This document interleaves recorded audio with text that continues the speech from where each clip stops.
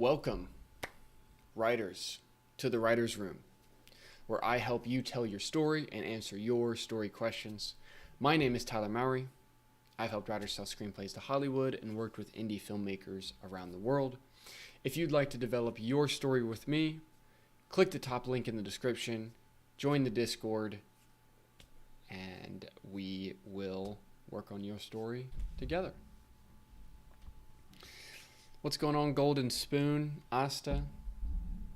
Awesome Jedi, you can hear me. Great to see. Eustace, good to have you in here. I hope you all are well. Streaming a little earlier today. Gonna be a bit of a shorter stream today. Got some other things going on that I'll have to step off for, but I wanted to hop on, continue the streak 3 days in a row. Wanted to hop on and hang out with you guys for a little bit. Very chill. Good to see you. PVC Gaming. What's going on? How to build story momentum using want, get, cost.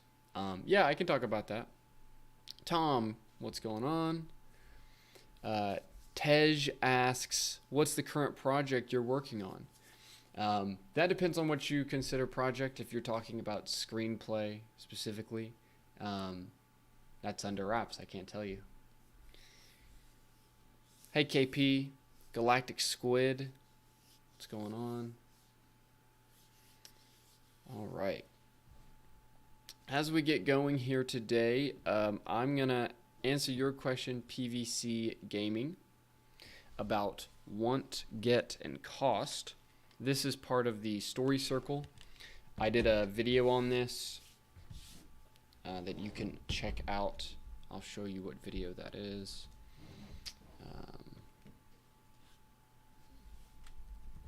Good morning, Space Junk.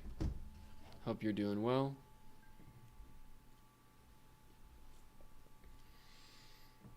I think it's Momentum.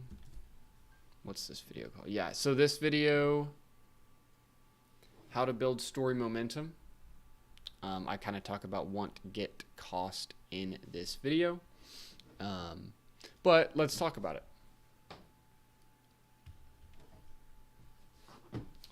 So, the very simple way that you can think about building story momentum in a very, very, very basic sense is understanding what your character wants. They get that want, and then it comes at a cost to them, which sends them back to the beginning on some level, right? So if your character has a goal, right, your character, they have a desire, they have a want, they want to do something.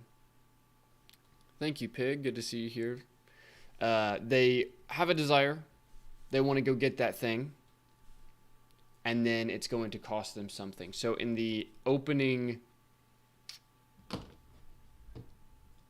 little like short film of Indiana Jones was he gets the idol swap. So if you all remember this film, if you haven't seen Indiana Jones, definitely worth watching. This is the opening introduction to this character of Indiana Jones and what he does. So this is kind of setting up who his character is and what's going on. And in this opening scene, he goes into this temple, finds this idol, and takes it, right? So from this want, get, cost perspective, Indiana Jones is our character. He wants to get the idol. He encounters some small problems along the way. He gets the idol, and then it comes at a cost. So here,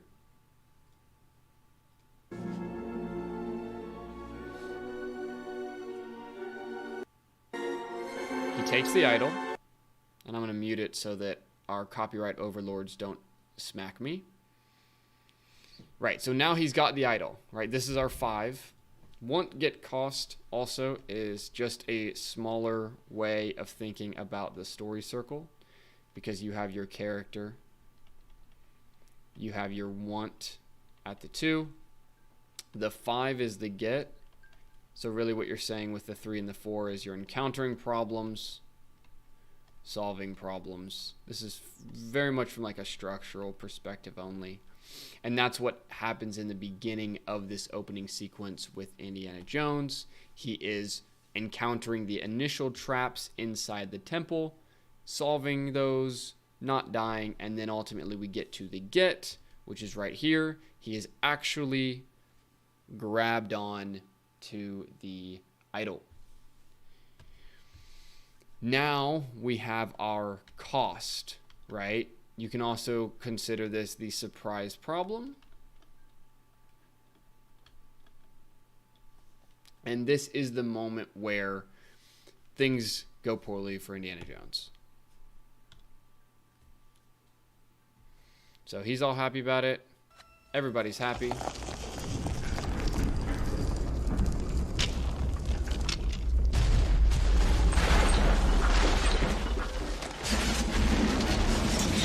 Boom. Cost. Right? What they also do with this, and one of the reasons I like this opening sequence in Indiana Jones, is they set up the temple problems, or like the temple traps, at the 3. So we get this understanding that the temple is full of traps, right? This sets up the idea that the temple is obviously full of traps. So then this 3 here is connected directly to what happens at the 6. They are not totally separate beats. We have this enhancing of the idea that's already been set up at the 3. And so earlier in this, Indiana Jones is encountering smaller traps. So then that's how he knows, even when he gets here, he stops his guide, or he's like, no, don't go, because it's obviously going to be trapped. And so then that's how, when we have this big moment where he turns around, the temple begins to fall apart, he's going to die. This is connected to this 3 already. So we had the setting up of how the problems are working in this kind of story, and then again, now we are paying off those. And this is your cost. This is your surprise problem. This can also be termed your pivotal problem. This is where we have an immediate issue that needs to be solved right now. And so then our 7, right? You could consider this our climactic choice, and also the decision that needs to be made right now as this cost, as this pivotal problem has reared its ugly head. Now we need to get out of the temple. So that's essentially how want, get, cost works. This is a simpler way of thinking about the story circle without having, you don't have the 8. You're essentially just distilling the story circle to its 2, its 5, and its 6. And you're cutting out the 3, 4, and you're cutting out the 7, and you're not using the 8. You're always using the 1 because 1 is character. You have to have a character. But that's essentially what you're seeing with want, get, cost. And if you want to watch another video of me explaining this in detail, how to build story momentum by me. This is a bit of an older video, but it still rings fairly true. And so a lot of the times you can think about want, get, cost from a scene level. If you're just trying to get the character to another position, get them to another point. What do they want next? What's the problem? What do they want next? What's the problem? It's a good way to brainstorm ideas and get your story started.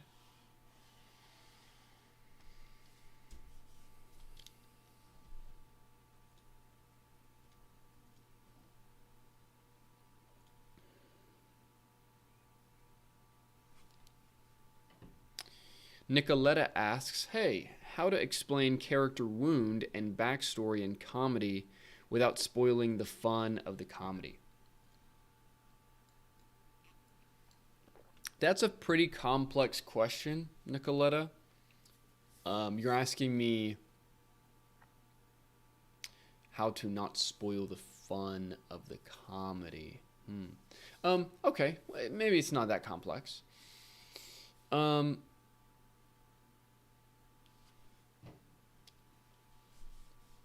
me grab your question so I can place it onto the screen, because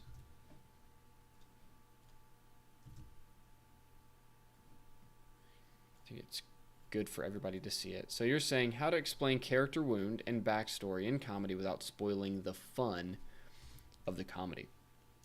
So in a comedy, you're going to have moments that are more serious and moments that are funnier, right? So you might have, in a comedy, you're going to have scenes that are tonally funny, and then you will have scenes that are tonally serious, in the sense that some scenes in a comedy are not for jokes, right? Like the character is, I need to show my screen in the Discord. Whoopsies. Where not every scene in a comedy is a jokey scene.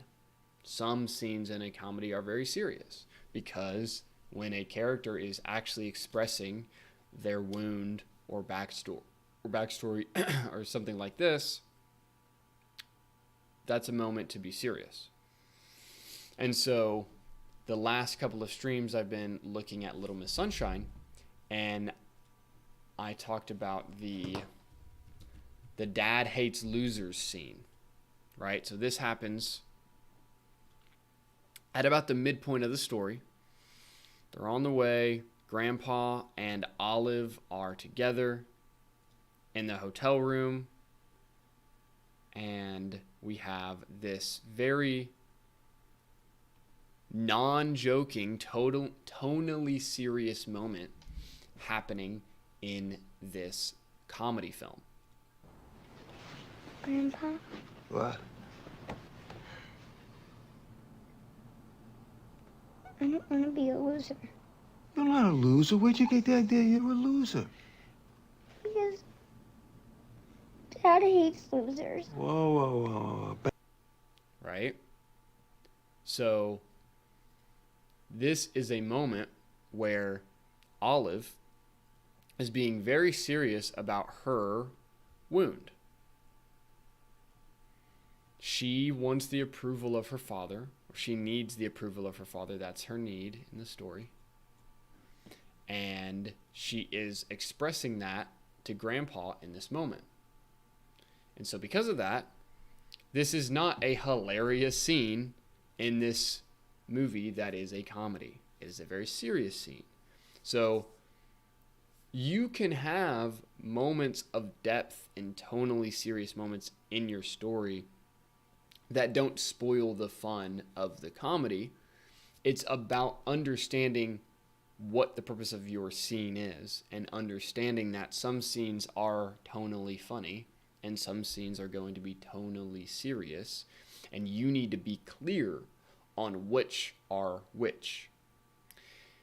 Clarity is how you write well.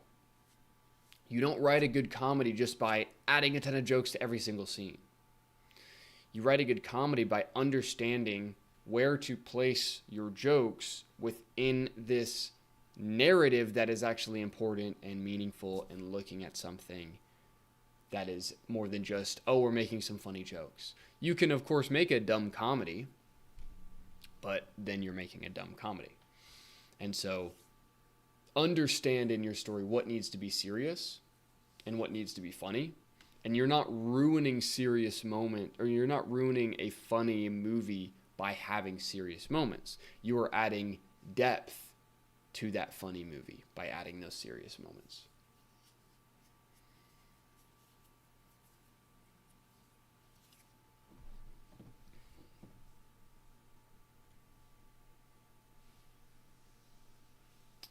Pana asks, is there a difference between mini-series and series structure?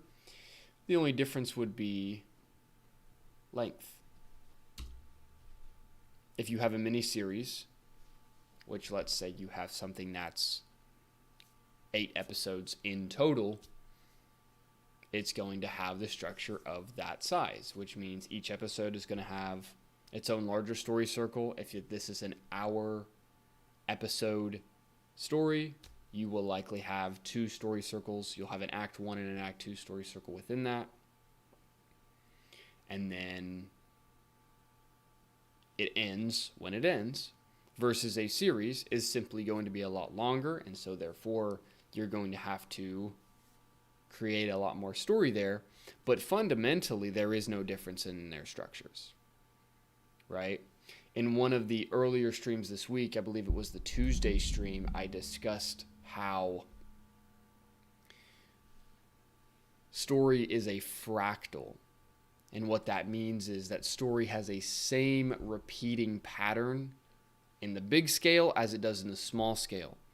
That's why I use the story circle, and that's why I believe that moments of choice, are the fundamental smallest unit of a story, and then a story circle sends us through an actual full story, and that's going to have at least 2 choices inside of it.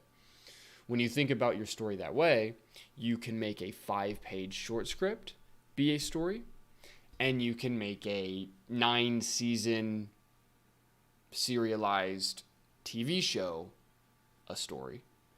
It's just about understanding, how do you actually move a story forward? What does that really mean? What does it really look like? And then going from there.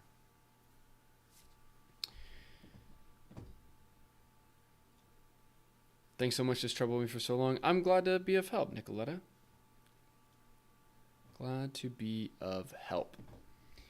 All right, I see Stevenson is wanting to speak. Let's bring in Stevenson here.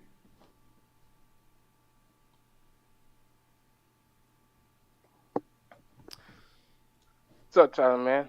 I'm doing well. How are you? I like literally just woke up like 10, 15 minutes ago, man. I know, I'm shooting a little early today. I'm sorry. I got meetings later in the day, so I had to kick it an hour earlier. Yeah, man. I was trying to go to sleep early to get ready for this, but I had to work another late night. What's your question today?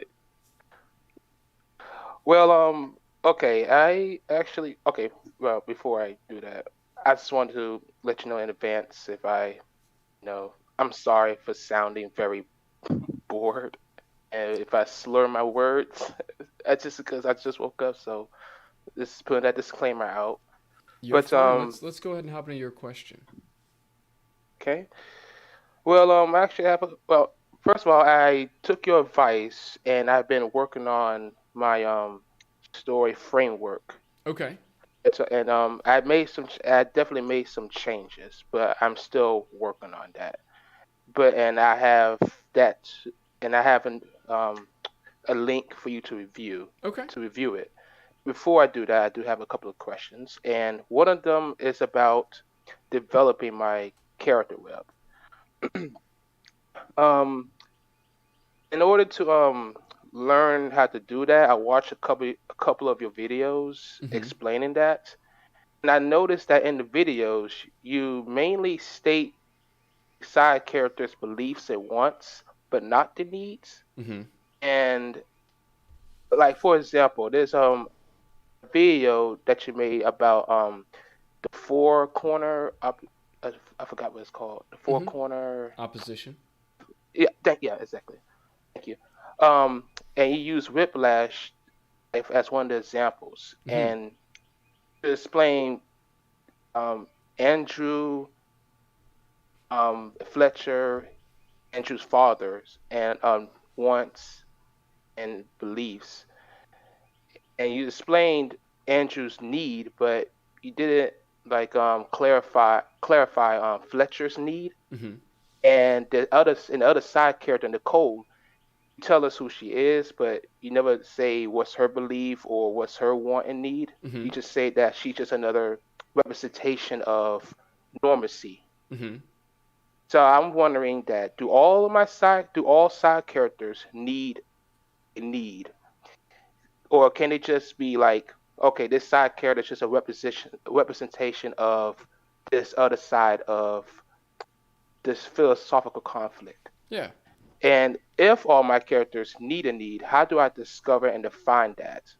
Good As question. and she also said that need represents their emotional character relationship. Mm-hmm. How do I discover, define, and state that? Good question. So let's use the example that you talked about, which is the Whiplash example, where we have this web of characters where we've got kind of, let's say, pursue greatness at all costs on one hand, and then we have, let's say, live a normal life on the other side.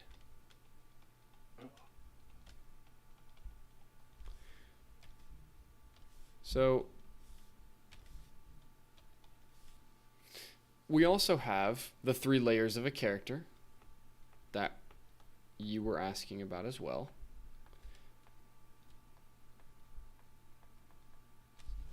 And those 3 layers are their philosophical layer, their emotional layer, and then their actual external or physical layer. So we have belief, we have emotional need, and then we have want. Now, when we're looking at this character web, we're usually defining this from the belief point, right? The character of Andrew, who is our main character in the story, he sits over here. I'm defining him first and foremost by his belief, because his belief is creating his want. These are connected. And then we also have his emotional need involved. In the same way, we also have Fletcher down here, also defined by his belief first and foremost, pursue greatness at all costs. Then on the other side, we've got Nicole, and then we have Andrew's father. I forget his name, so I'm going to... I forgot. No, Jim? Jim? Jim? Okay. I think it's Jim. Okay, cool. We'll go with Jim here. So, and then I'll just say Andrew's father to make sure we know. Now, the first thing is pretty clear here, right? Andrew has the pursue greatness at all costs belief. Nicole has the live a normal life belief. Jim has the live a normal life belief. Fletcher has the pursue greatness at all costs belief. Now we have their want. Andrew wants to be a great musician. Fletcher wants to train that great musician. Jim wants Andrew to live a normal life. He has a desire for Andrew. He wants Andrew to be happy in the sense that he wants him to live a normal life. He does not want him to be going through painful hardship for what he believes is not really much of a reason. And Nicole, as the story progresses, wants to be in a relationship with Andrew. So now... Yes. We have these 3, all 4 of these characters, they have a belief that's very clear. Now, and all of them have a clear want, right, in the external world.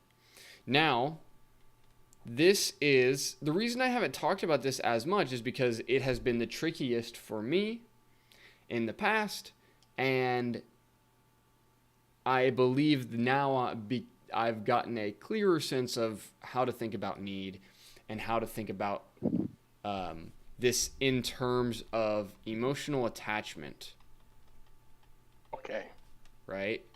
So when you say, do all my characters need a need? First, what I would do is, instead of trying to think about it as everyone's individual need, think about it as, how are these characters emotionally attached to one another first, and then that can help you get a sense of whether or not certain characters are going to have needs. For example, from the emotional attachment position on Andrew, right? Nicole and Andrew are emotionally attached because they are dating, right? Jim and Andrew are emotionally attached because they are family, right? And also he is his father, and being someone's father, naturally, as part of the human experience, regardless of your personal beliefs, a father attachment is important. It is naturally important. You cannot get away from that, in the same way that someone, your mother is going to be a naturally, emotionally important person in your life, regardless of how good or bad of a person she is. She is an important person in your life. Therefore, you have this natural emotional connection to that person no matter what. So, what we're doing a lot of the times when we're looking at the emotional attachments here is we're saying, okay, sure, characters can have beliefs, right? They have beliefs that create their individual desires, but human beings are never truly individuals, in the sense that we are always interconnected with our world, right? You can never not be connected with your family. You can never not be, and they can never not be connected with you. You can be physically separate from them, but that doesn't make you not part of that family. And it doesn't mean that your mom couldn't say something mean to you that ultimately that you would remember for decades, because her words matter to you because she's your mother, right? So thinking about it in this way, this emotional attachment between characters then collides with their beliefs, and now we actually get scenes that have a certain level of emotion to them. You'll notice that I have not yet discussed the emotional connection between Fletcher and Andrew, and there definitely is one, even though they are not familially related. They're not family, and they're not dating. What this is this is his mentor, and this is essentially, you can think of this as the father Andrew has chosen versus the father he did not choose. So then, when we're talking about need, this can get tricky. What Andrew is looking for emotionally, what his emotional need is, or his emotional desire is he wants validation from Fletcher. Right? Now, this is very abstract and harder to put a camera on, and part of the reason that the emotional need can get confusing, because it's like, okay, well, how do we actually put a camera on validation from Fletcher? We can, and I'll show it to you.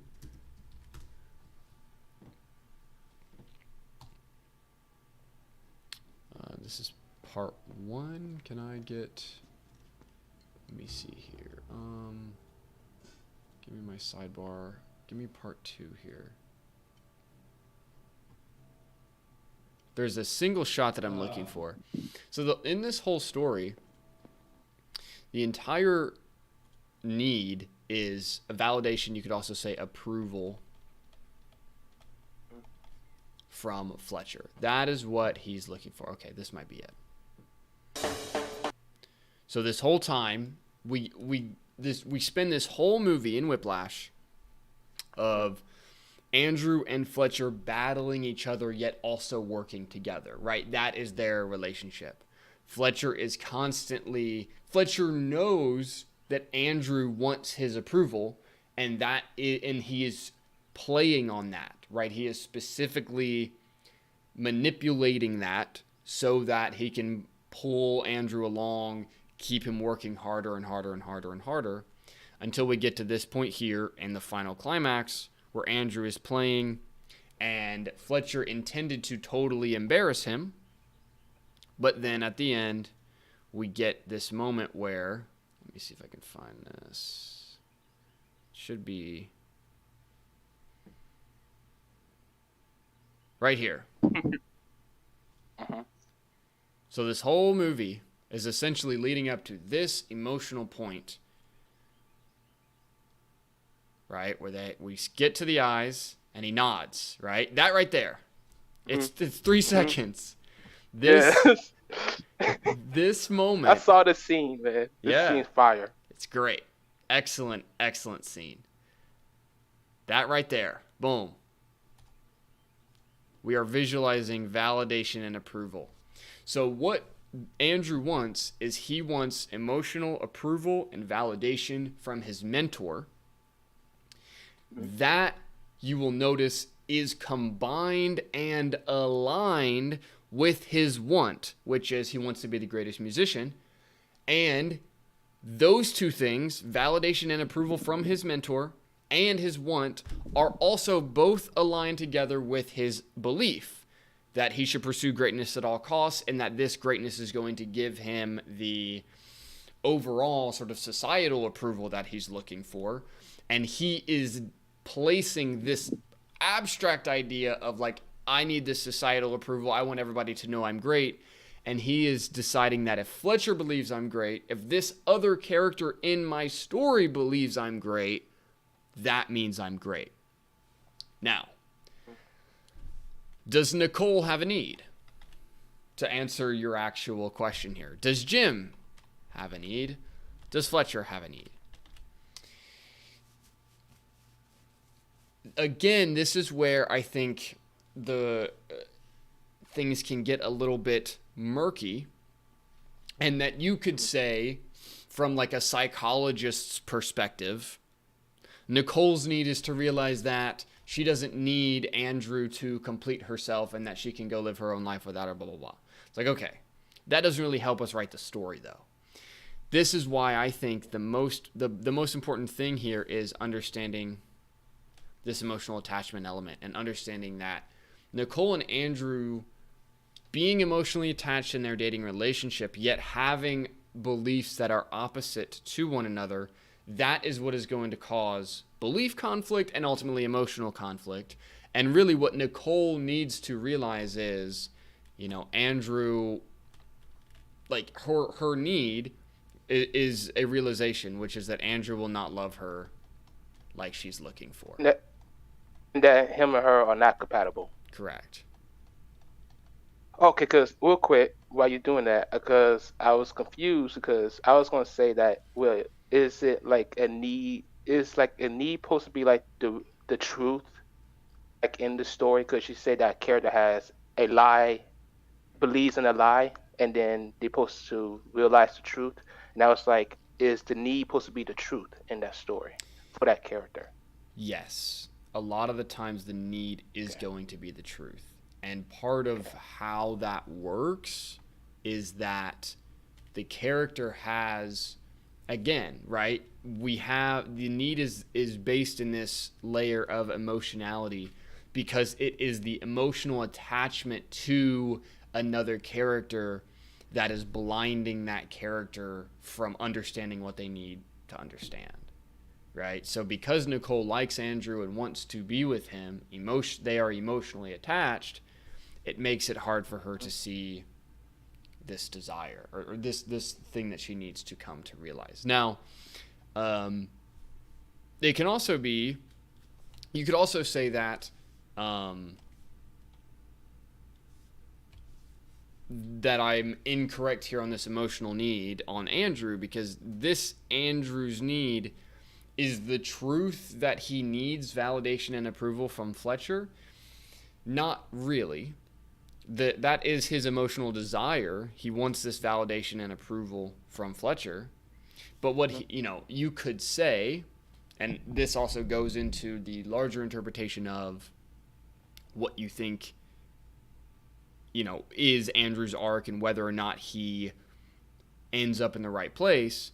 You could say that he needs to realize that greatness is fleeting and that he should just live a normal life, and that Fletcher is, he needs to learn that Fletcher is an evil manipulator. That's what you could say, right? And so if you wanted to frame that from like a truth perspective, you could say Andrew needs to learn that Fletcher is a manipulator, that he does not need to go seek his approval, and that would be what sets him free. But that is not what he does. Mm-hmm. So you could... sorry. Go ahead. I'm sorry. I was going to say the reason why you could like switch around like what his need or truth is because he has a open-ended character arc. Correct? Yeah, so I know in my videos I've discussed kind of open-ended arcs and this kind of stuff. Mm-hmm. I think with Andrew, I think I would argue that he ultimately has a flat arc. In that he starts off with the belief that he's going to pursue greatness at all costs, and he will sacrifice whatever he needs to sacrifice for. And he chooses that at the end, right? He chooses to stick with Fletcher. So I think you could say that the story leaves it up to you on, do you think he made the right choice? And so you could say that there's an open-ended sense of the end of the story in the sense of, did he make the right choice or not? But in the sense of his arc, I have revised my opinion on this from earlier videos. I think he does have a flat arc. Okay, gotcha. And so what about Jim and Fletcher? So I think essentially Jim is contented in his situation, right? And this also gets into, like, at some point you start colliding real world philosophy with story construction, which gets kind of interesting. Because you could argue that Jim has no need, unless, in the sense of he is content with his life. He's not pursuing an external desire strongly.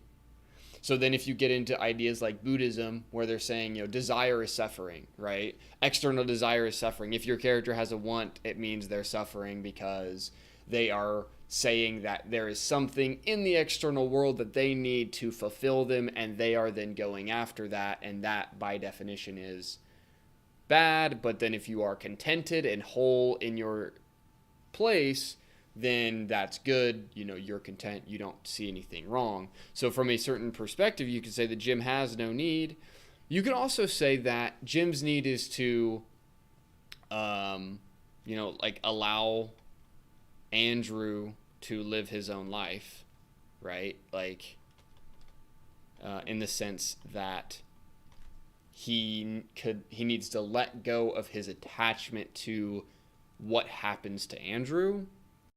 But this is again why I think thinking about this from first and foremost, when you are trying to construct the chess pieces of your story, you're trying to place characters in the chessboard and connect them. It is very difficult to articulate exactly what that need is from the get-go. Sometimes you can know, but a lot of times, like, Nicole's, I think, is fairly clear. Like, she needs to realize that Andrew is not good for her, right? Jim's is not quite as clear. But I think, again, this is why I would say focus on the emotional attachments, right? Jim is Andrew's father, and it's Andrew's biological father that holds the opposite belief from his son. This is going to create emotional conflict naturally. So then you can use that positioning to then start to build the structure of the actual story beats going forward, and then say, okay, as I'm working in that part of my story, how am I seeing certain elements of need or elements of like character realization coming forward, right? Rather than saying, okay, I need to know what that character realization is going to be at the get-go. That can be difficult. If you know, then great, but if you're struggling with it, just focus on how are the characters emotionally attached. These 4 characters that make up the core of the story, they have emotional attachments to one another. They are not just strangers hanging out, and that is what makes the conflict not just like belief level logical, but also emotional. Okay, I got you. I understand. And so for Fletcher, would you say that his character arc is also a flat arc, and because of that, he also doesn't really have a need because he he's content with what he believes in? I would say so. Okay, gotcha. Because first of all, this is.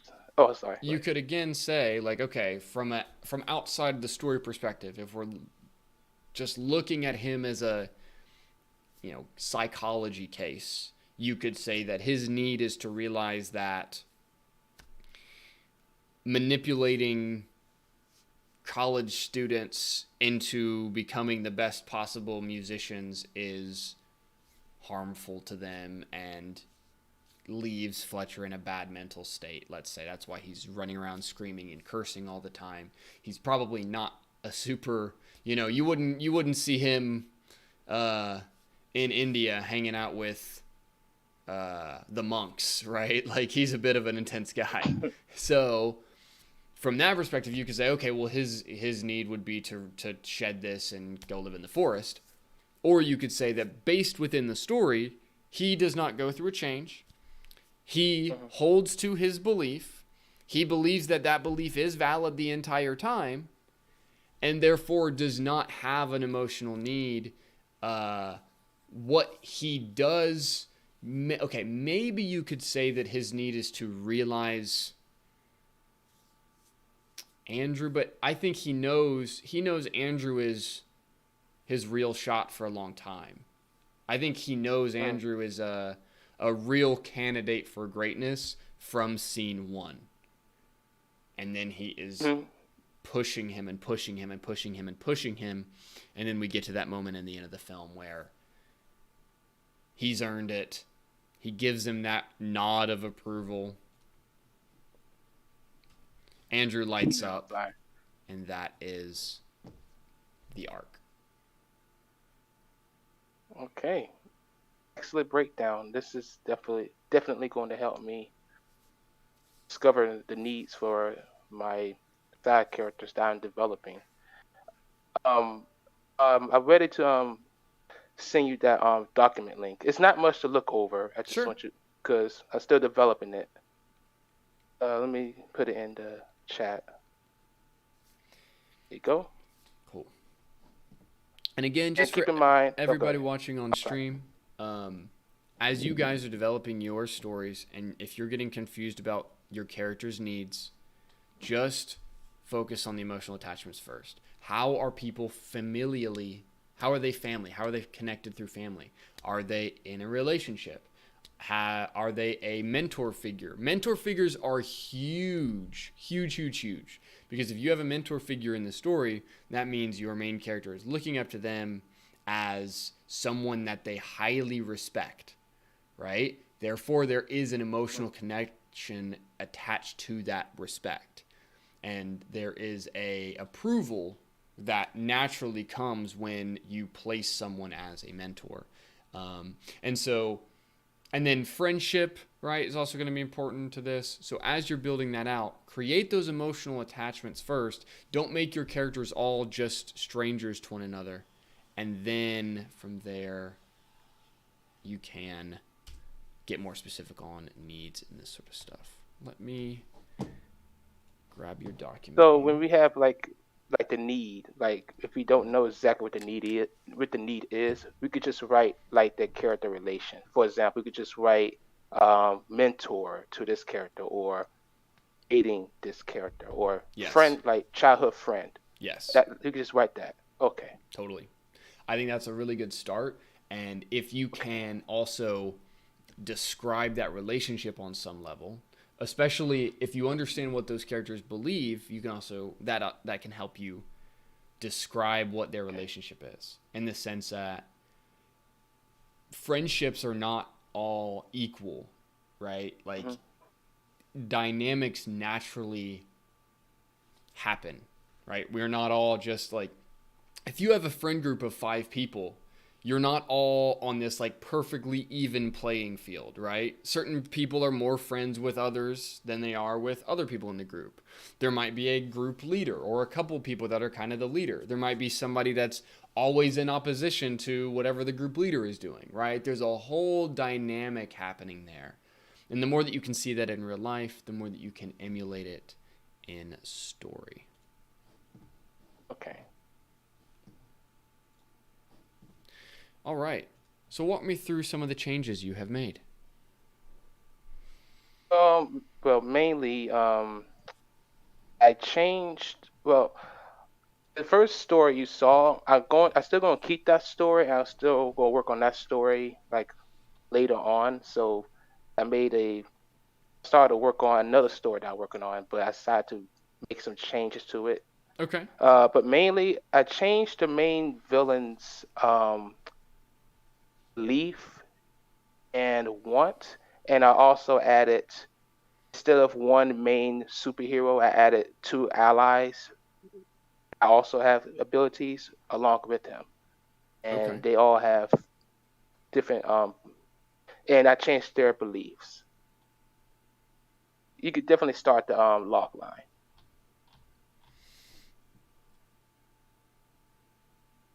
Okay, so this is pretty similar. Now you made it a trio instead of the single character now. Okay. And also I changed the philosophical conflict as well. Okay. I wanted to see what you think about that, and if that's more detailed. If not, how can I make it more detailed? Yeah, I think this is clearer than your first version, definitely. I have a better sense of what the choices are with this version.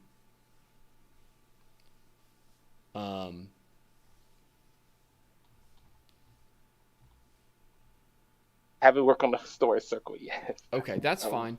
No, okay, so yeah, I mean, I think these ally characters are a decent start. However, what you're doing with these characters is you're creating 3 heroes. I want to know about the non-heroes in this story. I want to know about the characters that we're defending, right? Like our villagers, our people that are not super powered, but are also involved in the important choices, or this important choice on how are we going to handle this character.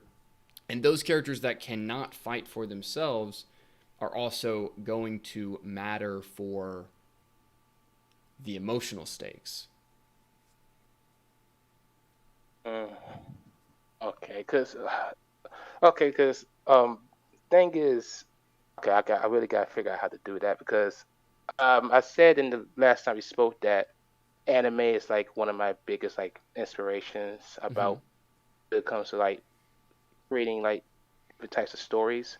And in a lot of the animes that I watch, like when they focus on them, they mainly focus on the main characters and side characters and the villain. And unless some of the side characters is um, involved like with the character in some way, shape, or form, it really just NPCs. Can you give me an example of one of the animes you like?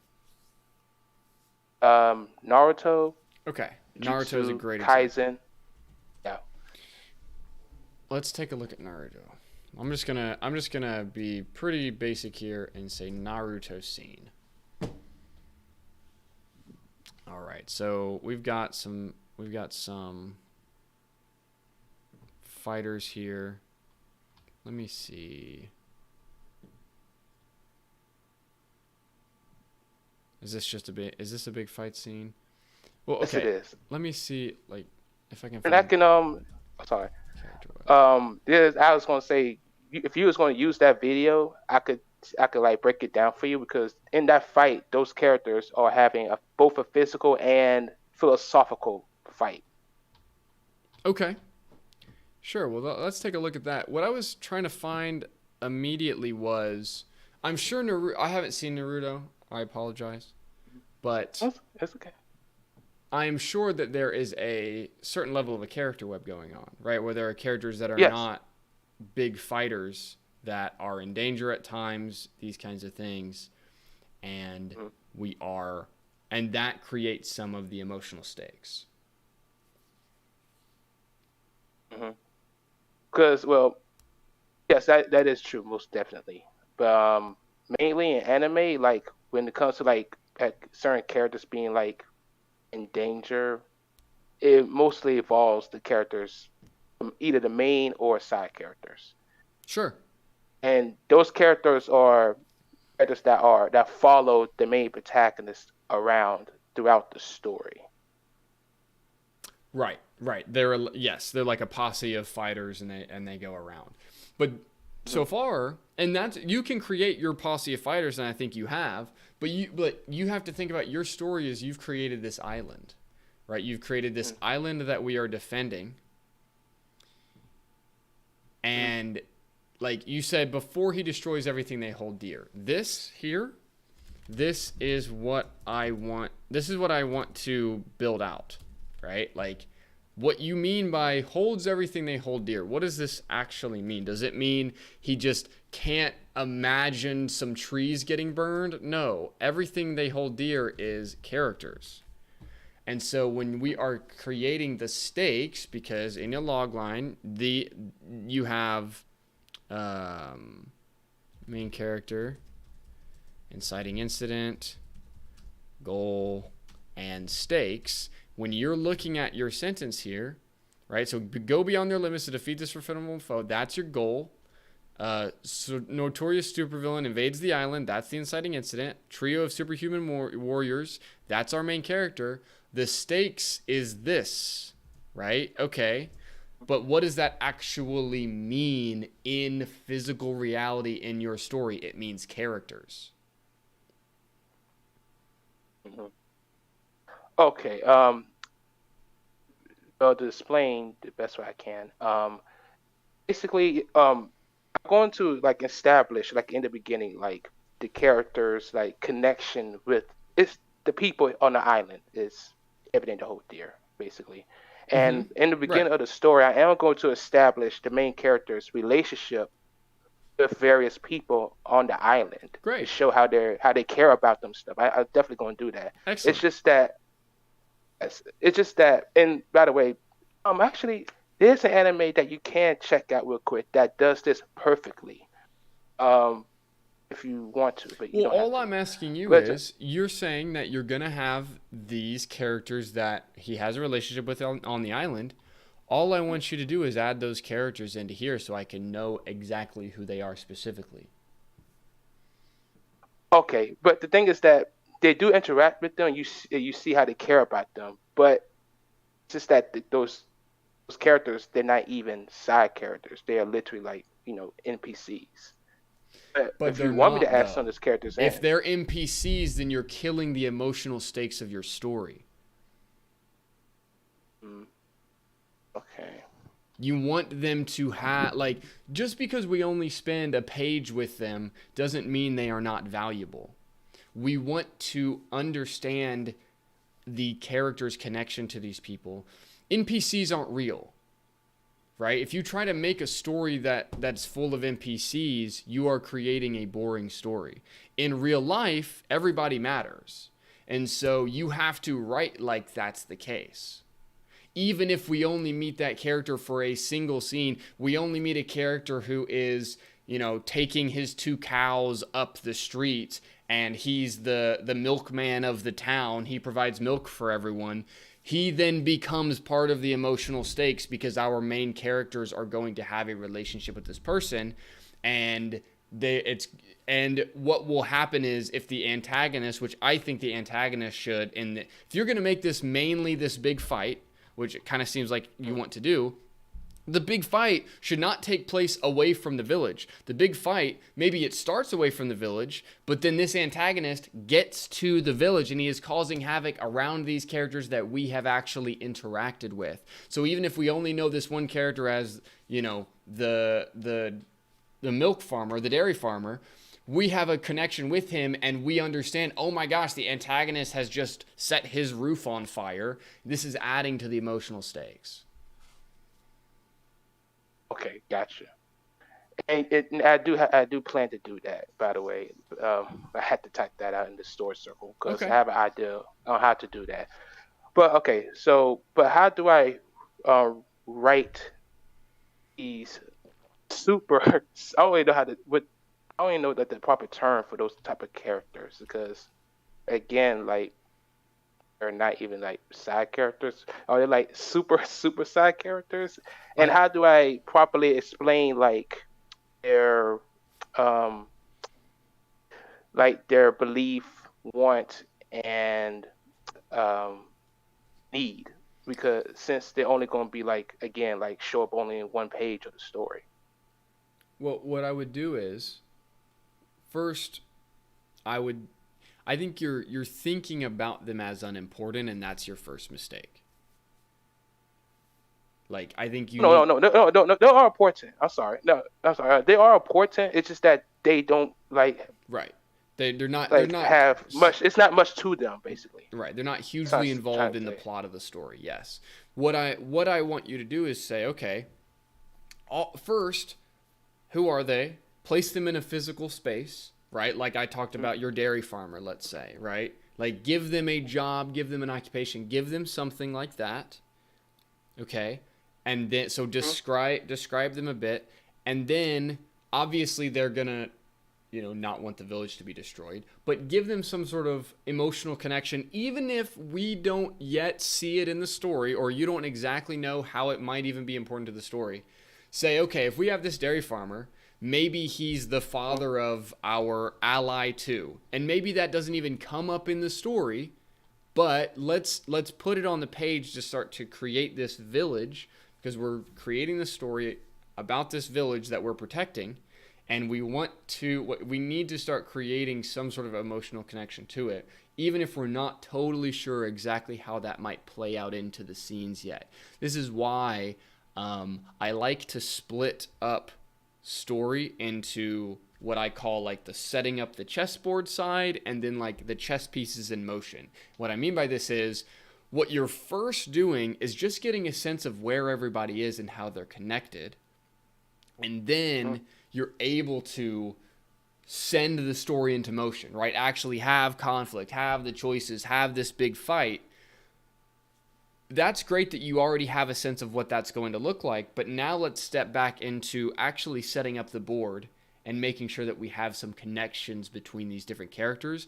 And you do not have to know exactly how that might look in a scene yet, but just having that base information, it gives you more creative clay to form this story in a way that you get to the end and you have an audience watching your story and they feel this level of detail, even if it's not so obvious to them. There's so many movies and animes that you watch that there is a absolute insane level of detail at times that you don't see or you are not conscious of in your front brain, but you feel.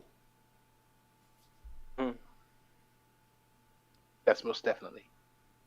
So what I would do is just very simple. Like all I'm asking you to do right now is create a village for me and connect those characters emotionally to our main character and these two allies. That's all. Okay. So I'm making these, again, I was gonna make up a term, super side characters. Just explain who the character, brief description of who the character is and what they do, basically. Yeah, who they are, what they do, how are they emotionally connected to the other characters in the village, and do they have an emotional connection to these three characters that you've built out? Okay. Because maybe they don't, Gotcha. but some of them should, especially if our main character is the guy who has been protecting this island for some time. That is going to mean that he will naturally know the people in his area, right? Hmm. Like, I'm sure, even in your case, we're like, what state do you live in? Florida. Okay, so I'm sure in the city you live in Florida, there are places that you go, even just casually, where you start to know certain people, even if it's a grocery store or if it's a restaurant you like to go to regularly. You start to just naturally see people over and over. Maybe you've exchanged some words with certain people, right? You've gotten to know somebody randomly here and there, right? That naturally happens. So we're trying to emulate that natural element in your story here so that we can increase the level of emotional stakes in the story. Because if you don't do that, people who want your story are going to go, oh, okay, it's a fun anime fight scene, next. Okay. Yeah. Of course. Okay. Gotcha. Cool. Um. Yeah. By the way, these three main characters, the three warriors, all I gotta type this in, but all of them are besides comrades. They're all childhood friends. Great. That's their yeah. That's how they're like connected. Excellent. Do they have a mentor in the town? Like like I said, they're still developing it, but I Okay. think yeah, yes, yes.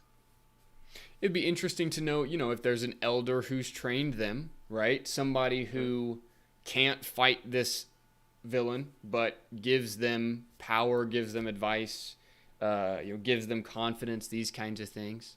As well as, do any of them have like love interests? Do any of them have brothers, sisters, family? Any of those things that exist in this village? Connecting those kinds of things is going to strengthen not only the bonds between your three characters, but also how hard they're willing to fight this antagonist, right? So imagine it like this.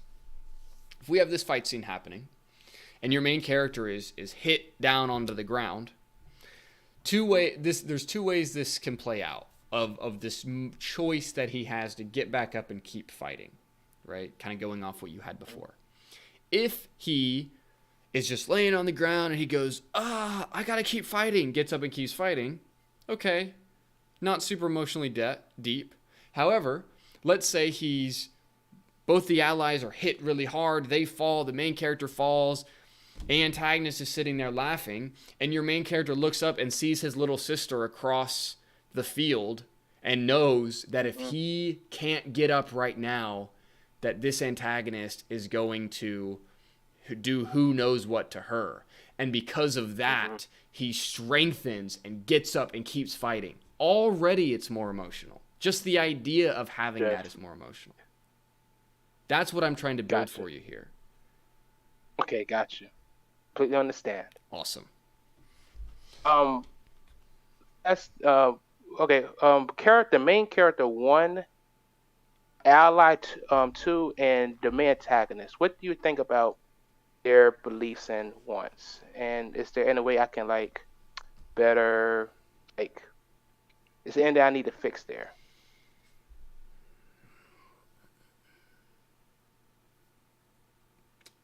I think it's good that you have one ally that agrees about strength and teamwork and one ally that's on the opposite belief.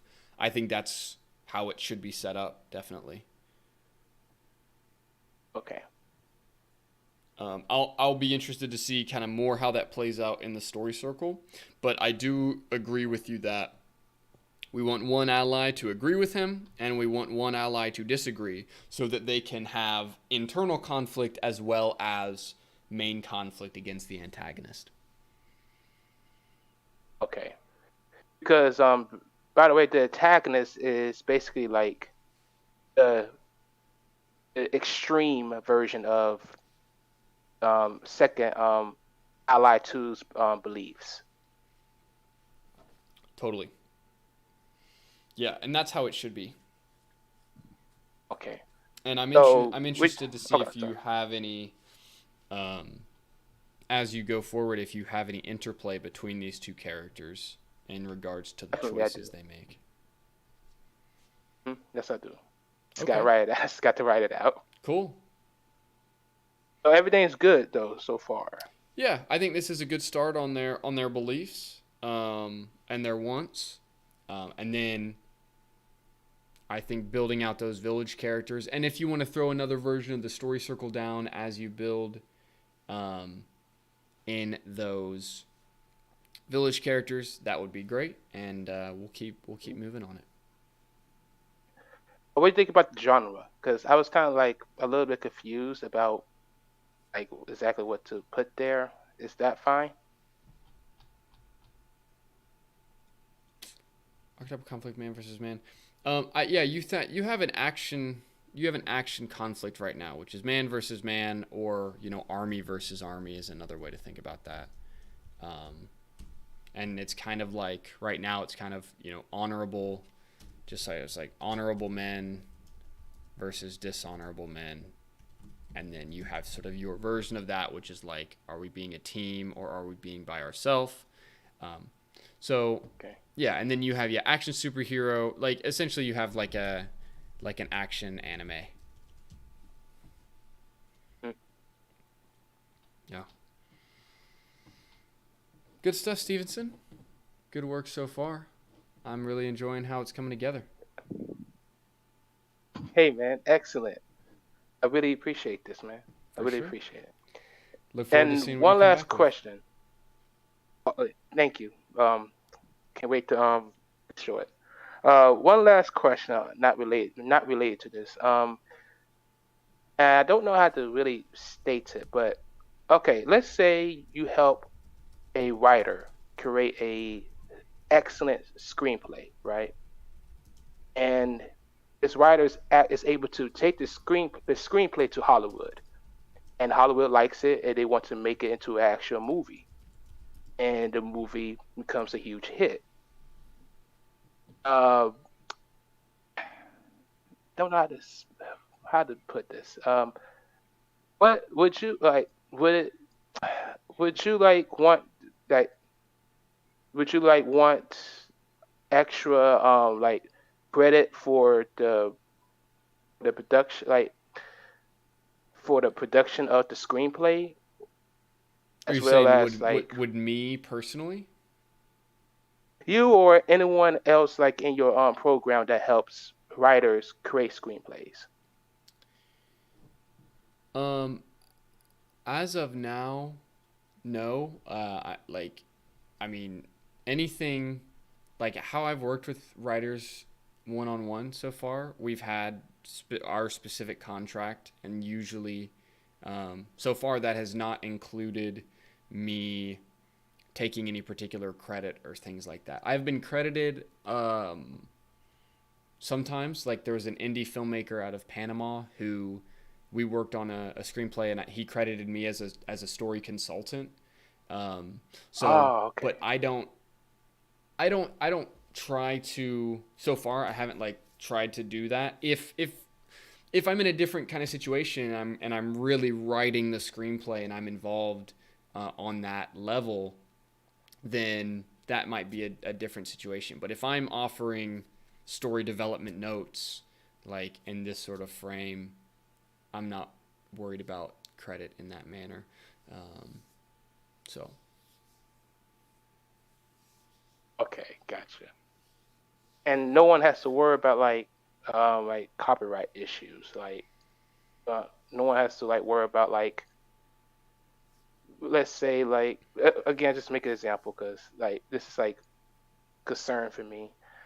Let's say a promising writer shows you there's what's it called, story framework, and they don't know or realize that their story framework has a lot of potential, but one of like one of the people that helps other people write out their scripts does, and they decide to take that idea and expand upon that idea. They make their own screenplay based off of that other person's um, idea, and then they take it to Hollywood. Hollywood likes it, makes it famous, makes a movie, success. We don't have to worry about that type of stuff, do we? So, in regards to copyright, having your idea stolen, it can happen. Like in Hollywood, it has happened. It's also fairly rare. Also, like, I don't know if you've noticed, but it's not like, 200 excellent films that are raking it in the box office are coming out these days. Like, sure, like some good stuff comes out here and there. But I don't think this, like, it is not a constant thing always happening. I think a lot of times in reality, like, I have a really opposite opinion from the traditional Hollywood view on this, which is like most ideas are really bad, and also an idea is just that, it's an idea. You also have to be able to execute it in a really strong way, which also doesn't happen very much. And so I think part of what, from my perspective, like, yes, you can go and sue somebody if they take your idea, and if you have documents on your computer that you have saved to your computer, from my current understanding of copyright law, which is fairly limited, I'm not a copyright lawyer, that saving it onto your computer and having evidence of the date that you have saved it and being able to use that in a court of law, you could use that and say, hey, someone stole my idea and I'm going to go after them. However, the large majority of ideas, story ideas, are very bland and basic and limited. There's this idea that all these amateur writers can have these super deep, awesome, interesting, unique ideas. That's actually not the case. Like, you are highly limited by what you have put into your brain first. Like, if you haven't put a lot of interesting stuff in your brain, you're not going to have a lot of interesting ideas. If you don't have a lot of interesting life experience, you're probably not going to have a lot of interesting ideas. So a lot of the times, the large majority of ideas are not worth stealing at all. And then if you have an idea that's a cool idea, like in a log line you have a cool idea, well, there's infinite interpretations of that potential idea that are not a completed screenplay yet. And so the work to go from a log line to a complete, polished, unique, original screenplay that can then become a complete, polished, original movie is also pretty rare. I think there's a culture in Hollywood of everybody keeping their ideas under wraps because Hollywood is full of manipulative sharks and liars and thieves. And the whole world is not like that. A lot of writers just enjoy writing and want to be writers. But the culture around the studio specifically is a lot of thievery, a lot of like backstabbing and this kind of stuff. And so because of that, you end up with this culture where everybody's like, oh, I can't show anyone my script. But I've worked with a ton of scripts at this point and a lot of different story ideas, and like there's so much it's so much work to steal an idea. It's actually easier to wait for some big blockbuster to blow up and then claim that was your idea than it is to actually do all of the work of stealing the idea. Also, if you're not in Hollywood or working directly with Hollywood, that also makes it less likely for you to get your idea stolen, because a lot of ideas in Hollywood get stolen because writers are or were in Los Angeles and throwing their scripts around this sort of thing, before they were ready or for whatever reason, and then they got stuff stolen. So it's like true amateurs, or people that are not professional in any capacity, not living in LA, not connected at all to the Hollywood machine, they're fairly unlikely to steal your idea. People whose ideas are more likely to be stolen are writers that are in Hollywood. Like, if you're a WGA writer, it's more likely for your idea to get stolen than if you're just an amateur writer outside, because you are in the world in which the stealers exist. Yes. So, You know, if you come to the stream and you're like, oh, I don't want to share my idea on a story live stream because somebody's going to steal it, you know, that's your prerogative. But I don't think that happens too much. And if that is you, then you can simply either, you know, I have other ways of working with me privately. I do one-on-one coaching, you know, that people can check out at my website. You know, and there's other ways of doing things that can be more private if you really have something that you feel like could be stolen. So, yeah. Gotcha. And your course, it's a one-time payment, right? Or is it like a monthly payment? It's a one-time payment. One-time payment, and it is all pre-recorded videos and worksheets, so you can go through it as many times as you want at your own pace, and it is a one-time payment only. Yeah. And one-on-one coaching with you, that's like that could be included as well, right? That is not included. That's a separate thing entirely. Oh. Yeah, that is a separate process entirely. In my one-on-one coaching, what we're doing is over usually around a 3-month period, we are taking your screenplay, usually a feature or pilot, sometimes sitcoms and stuff, but mainly features and pilots, and we are working together very closely to identify all the major incomplete elements, all the major story problems, and then fully complete that script. We do an entirely new scene-to-scene outline, and then we do a full new rewrite. We do a polish phase. It's a very, very in-depth process. And so there's like an application process on practicalscreenwriting.com that you go through if that's something that you're interested in. That is a little bit more advanced, I will say. So I think for kind of what we're doing now, I think the live streams and you coming here is a great way for us to develop your current story. The one-on-one coaching is more for writers that are trying to move forward with the project, whether they're like an independent filmmaker, whether they have Hollywood connections, these sorts of things, or whether they're just really, really passionate about getting the script done. But it's definitely more of a price point, more of an investment, because we are working directly for an extended period of time to get that thing done. So, but there's more information about that on my website if you are interested. Okay. That's all. Perfect. Thank you so much for doing for this, man. I really appreciate it. Yeah, absolutely. Thanks for hopping on today, Stephen. Have All right. So I hope you guys enjoyed the stream today. I'm sorry I've got to cut it a little early today. Tomorrow I should be streaming. Let me check my schedule. Since I moved, my schedule is kind of all over the place. So I apologize for that. But yes, I will be streaming at the normal time tomorrow at 11 Eastern. And we will continue forward. I hope that you found today helpful. If you are interested in having your story worked on directly with me, or if you want to ask me a direct question like Stevenson did today, you can click the top link in the description and join the Discord. And inside the Discord is where you can speak directly to me, join the live stream, get your story worked on. And if you want to check out my website, check out the course that Stevenson was asking me about, or check out one-on-one coaching, that is at practicalscreenwriting.com.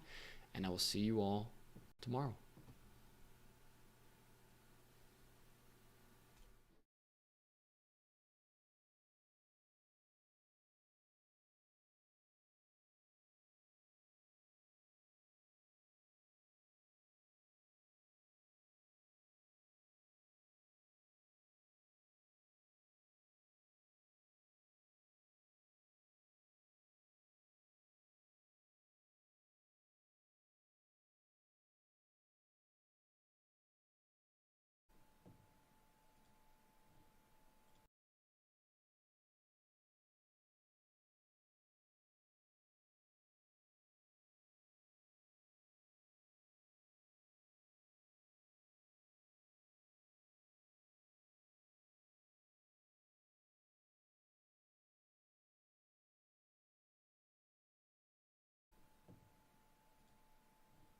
to their emotional level.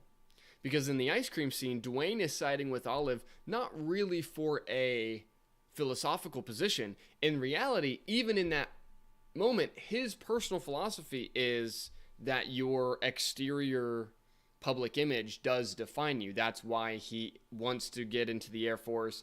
It's why he's doing all these pull-ups. It's why he's taken his vow of silence. So philosophically, he actually does agree